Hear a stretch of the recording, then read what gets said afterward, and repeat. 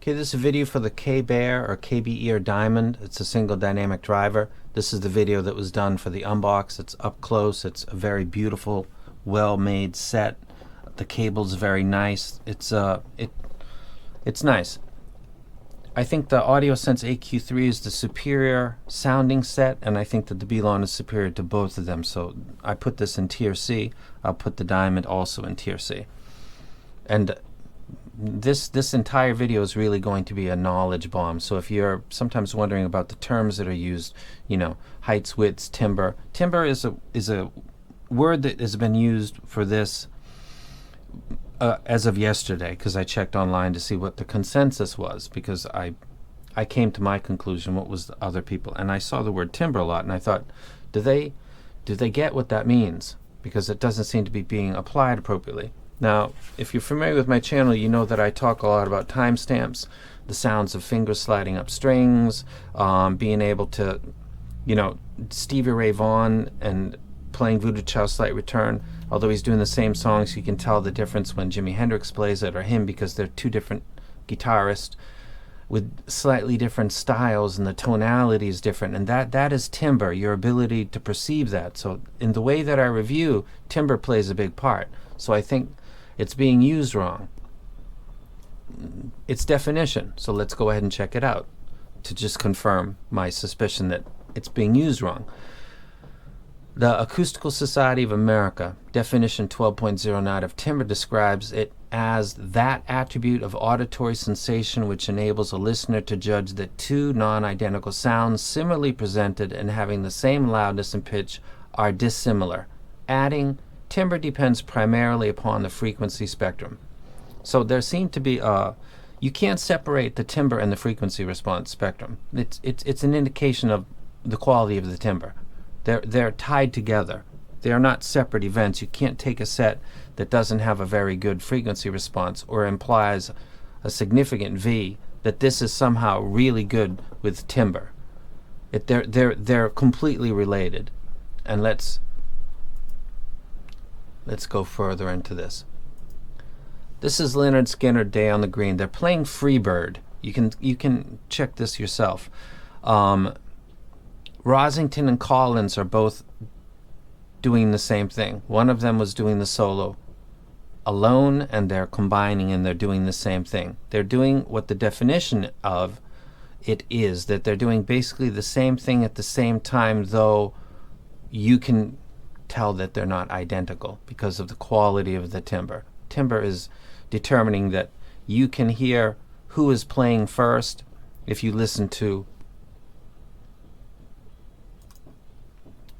One More From the Road. This album right here has a different version, but it's basically the same. They're dueling guitars, Collins and Rosington doing the solo from Freebird, and your brain hears the first soloist come in because he's doing the meat of it, and then the other guitarist comes in.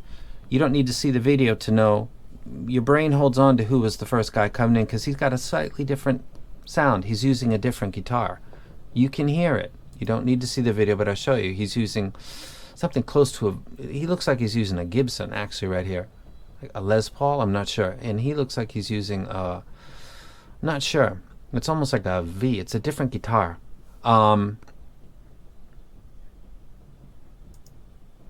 There you go. Not sure what this is, but they're dueling.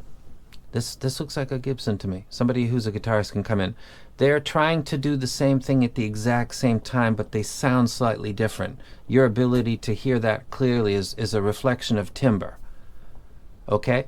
And that is related to the frequency spectrum and the response graph, because if something is elevated too high, like the bass or the treble, then your perception is going to be diminished because of the tuning. It's nothing personal. It's just the tuning.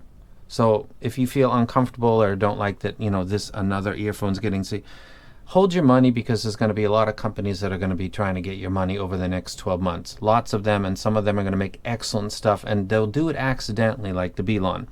The BLON 03 is being retuned right now, if I'm to understand it correctly, by the people that tuned this, which scares me, because they believe that this is got fantastic timbre. And they're not paying attention to the fact that frequency response kind of determines that. I can't listen to, this is what I listen to. I'm sorry for the people that helped me out. This is very late. Leonard Skinner, Freebird. Led Zeppelin, Hey Hey, What Can I Do? Ozzy, D. Violent Femmes, Please Do Not Go. Your ability to perceive is dependent on tuning and quality of item. Can you tell the difference between two guitars playing same chords because style or different guitar? Timbre, SRV versus Jimi Hendrix. And the ultimate comparison became one that has a visual, which is Leonard Skinner. Two guitarists playing a solo at the same time. One came in before the other, but they combine at a certain point. But because if your gear is good and the BLON 03 is good, I can always tell which one is Collins and Rosington. On a set like the KBear, that level of focus is not available because the tuning doesn't lend itself to that. So that's what timbre is. And let me give you one more. This is just like a stickman visual that was done.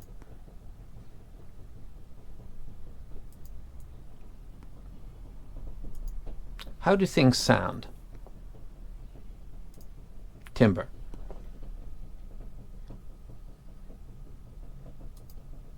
What is making the sound?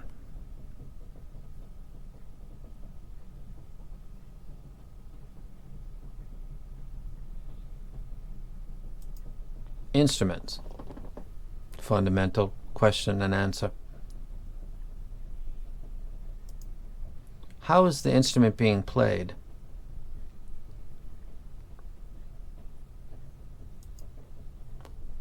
Playing techniques. Like, how is he playing? Is he using a pick? Is he using his fingers?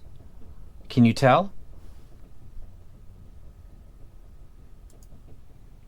How are different instruments being combined? Ensembles. What is making the sound? The instruments. You can tell which instrument is making which sounds. How is the instrument being played? The playing technique. Now, Leonard Skinner, they're playing the same thing at the same time, but they're playing it on different guitars, and people who are musicians knows that every guitar's got its own personality, so you can tell. Beyond that, there's slightly different tuning because they're different guitars. How are the different instruments being played? The ensemble. This is very, very basic fundamental stuff.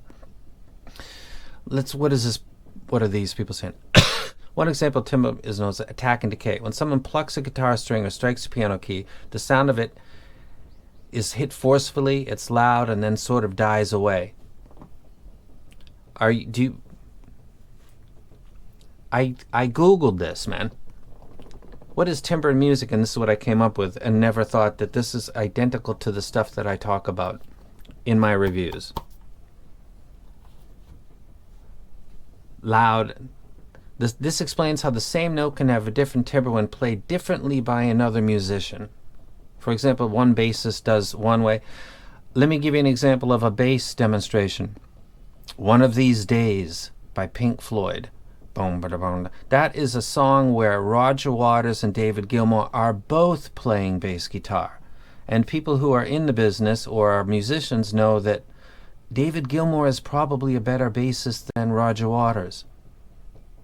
David Gilmour is just an overall better musician. Roger Waters has the personality and the strong, like, this is my band. But David Gilmour on One of These Days sounded like the better bassist, like just more talented. Roger Waters has never been considered one of the greatest bassists of all time. David Gilmour is a good guitarist. He's a good musician all around. That is another example. That's dueling bassists, pretty much. And that's Pink Floyd, One of These Days, if you're not familiar with that. So the KBear Diamond gets a C grade, but it gives me an opportunity to explain what timbre is. Timbre is your ability to perceive the very subtle things, especially things that are very similar, but you can suss out that they are not, in fact, one thing. They are two things, because the timbre, the tuning, allows you to get that.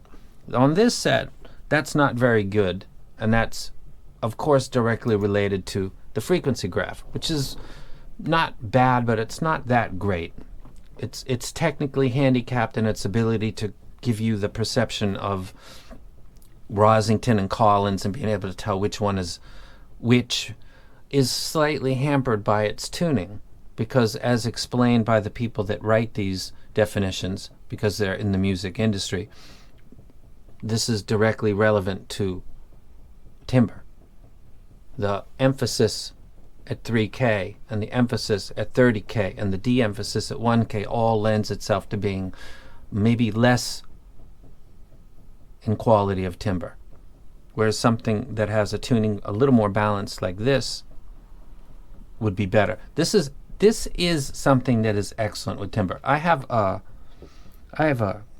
coupler or a joiner basically, and I can listen to both these. I can put one left, right, and here listening to music, and then pull one out. And this is always the superior replay. If you've got the BLON 03 and people are constantly telling you that that's great, but please hold your money. Please wait.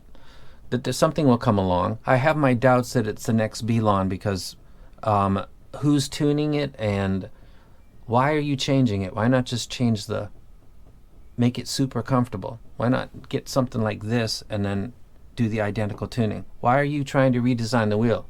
Thousands and thousands of people bought the BLON, and many hundreds and hundreds and thousands of those are very, very happy. They bought it and they're gone. They bought 4 or 5 of them. Why can't you see what is winning and just do it, instead of trying to make something different constantly and failing? The BLONs are still just epic for their price, and overall the AudioSense AQ3 are, for bass lovers, really, really good. I might revisit these someday because I actually like them and think they're pretty good. I wasn't buying the hype, actually, which they were compared directly with the BLONs. I don't think that that's not a fair comparison. But the AQ3 versus the Diamond, I don't think that the Diamond is on the level of the AQ3. If you agree with me, then yay. You don't need to agree with me on the definition of timbre. It was defined before you decided what you thought that was. It's already been set. I just showed it to you. Here's a very basic. What is making the sound? The instruments, your brain, perception. How is the instrument being played? The playing technique. How are different instruments being combined? Ensembles, your brain listening, catching. You're able to discern the playing technique. He's playing steel guitar, he's using a slide, he's not using a pick, he's using his fingers, he's tapping, all of those things, and the more that you can get is the quality of the timbre of the item. So thank you, KBear, and the people that are saying that this thing has great timbre, because you allowed me to show all of my viewers that it's really, really about resolution. Really, the ability for you to discern very subtle things and get it right. That you can tell that the two guitarists in playing Freebird solo, Collins and Rosington, are not doing the identical thing. Very close. I just learned today the 3rd top ranked rock and roll solo ever. I'm sure it's as far as dueling goes. You can hear which one's Collins and which one's Rosington, because one of them came first and the other joined and they went together. You never forget who was the first one if you've got good playback gear. If you've got poor playback gear, they're just 2 guitars. You might not know or care because your brain's not latching on at that level. This is musician stuff. Musicians, please comment. Please don't tell me that you tune and you're a musician, because I don't believe it. I simply don't believe that people would talk about timbre as being a benefit to earphones when the frequency response would indicate otherwise. And listening, of course, would indicate otherwise. And that's it. Do I recommend the set? Of course I don't. And I recommend that you pay attention more to the music and also graphs. Graphs don't have the ultimate value, but if people are going to ignore them, then we need to put them back in the middle, because as described,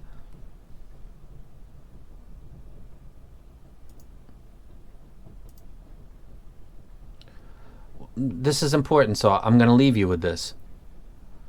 Terminology definition. that amplitude of auditory sensation, you're listening, and the sensation is the transducer, the balanced armature, the planar, the dynamic driver that enables the listener to judge the two non-identical sounds. They're not identical. Rosington and Collins are not identical. They're very, very similar.